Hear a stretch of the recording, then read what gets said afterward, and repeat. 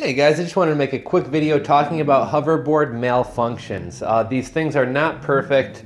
I don't think the technology with these is 100% ironed out. I mean, these things are coming from China. When you look at quality control, I mean, just read some reviews on Amazon or wherever else. And a lot of people, have great luck with the boards, and some people have had them for, months of many uses and have never had any problems. But you do read other ones where I turned it on, rode it for 5 minutes, and never turned on again after that. Or my board vibrates when I step on it. There are a fair amount of malfunctions with these things, and I'm going to tell you guys about a little story about how I had a malfunction or glitch with mine the other day. So I've had this hoverboard for like 2 or 3 days. I've gotten pretty good at riding it around. I'm a little bit cautious right now because the accident I had the other day kind of freaked me out a little bit. Long story short, I was riding it. It was on the initial charge. I hadn't charged it since. However, it still had a full battery. Hadn't given me the battery life indicator or anything like that.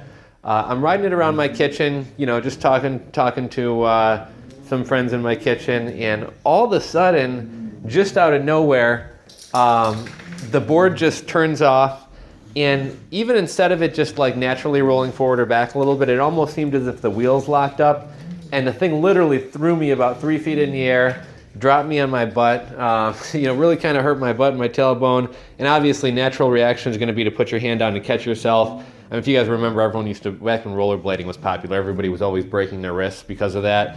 And I wound up landing on my arms and actually kind of hurt my wrists a little bit. And it was totally out of the blue, totally out of nowhere. I had not gotten any signal that the battery was dying. There was no beep, no battery light indicator. And it wouldn't turn back on, which initially led me to think it was the battery. However, I just set it on the carpet. Today, probably 24 hours later, I turn it back on and got plenty of battery. I'm able to ride it around. So I don't know what the issue was.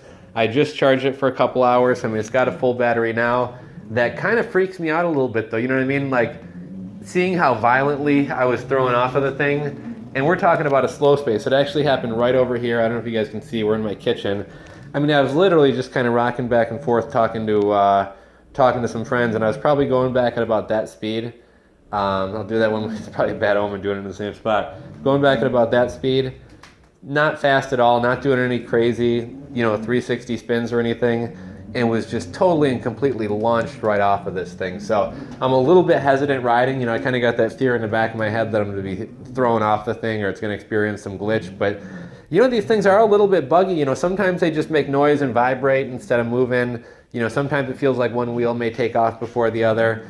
And, actually experiencing how these things are pretty powerful. Actually experiencing, being thrown off this thing at a slow speed. I can only imagine what going full speed ahead and experiencing some kind of malfunction would be like. I mean, you could really get hurt on one of these things. So not to try to freak you out or anything. I mean, these things are a lot of fun. I like it.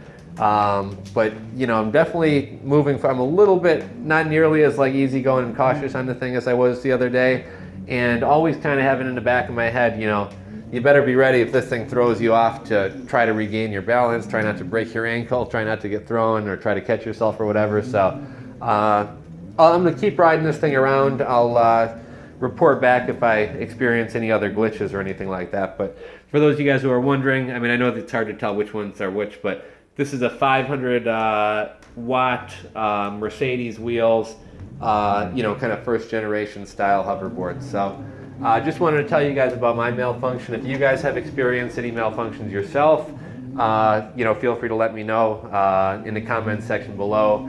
Mention anything as far as where you bought the board or what watt or what volt it is, what style it is.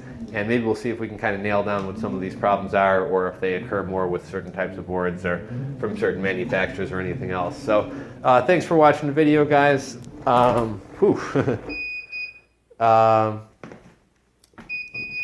Check back for more videos. If you have any questions for me, just leave them in the comment section. If you're not subscribed, click that subscribe button. We'll notify you about new videos. And if you want to connect with me on Twitter, I'm Hoverboard FAQ. Check out hoverboardfaq.blogspot.com, hoverboardfaq.com. Feel free to ask any questions or anything else. Check in for more videos, guys, and we will see you next time.